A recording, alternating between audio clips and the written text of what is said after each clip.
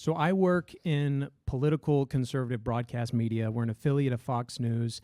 And the guy's last question actually perfectly sums up mine, because it has to do with the Jewish question and, Jewish subversion of politics, Jewish control over our media and whatnot.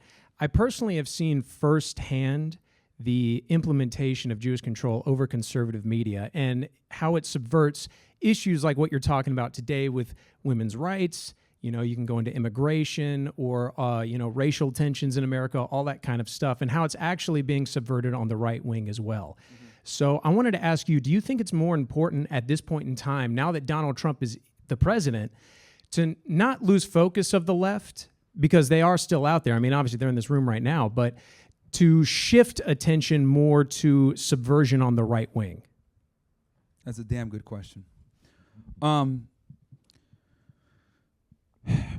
I do think that there's a great noticing going on. I think the war in Gaza has kind of exposed a lot of Americans to, who really runs this government. The fact that Israel's been able to do the things that they've been able to do over the last year and a half prove that our government is compromised and it's occupied. Look around right now. A lot of you guys are college students. Some of you guys are maybe here on a student visa. You guys can't criticize Israel. If you do, there's a chance that ICE might show up and arrest you, and that's absolutely crazy to me. Right? We're expending resources going after people that are legally here on their political views, versus if they had criticized Donald Trump, we wouldn't care. So that should show the enormous amount of influence they have. But yes, they've controlled conservative media for a very long time.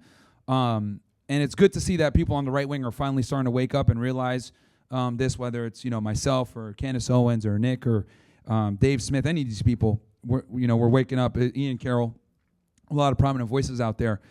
But I think identifying, just talking about it in itself is doing quite a bit, because now they're scrambling. They're going crazy, right? You got people like Doug Murray showed up on the Joe Rogan podcast trying to tell them, well, you need to watch who you bring as a guest. Have you ever been there, right? Like all this bullshit.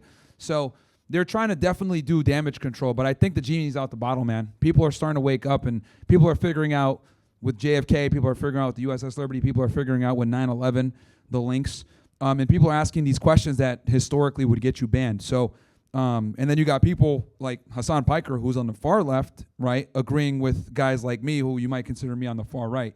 And I think, and this is the only time I've ever seen people on the far left and on the far right actually agree on something, and it's on this Israel topic. So I think more people are waking up, and it's great, man, because I will tell you, prior to October 7th, if you talked about this, bro, cooked. You'd be banned. And this being in conservative media, right? Like, you just get blacklisted. So it's good to see that people are waking up, and we can at least have this discussion now, finally. Thank you for coming. No worries, man.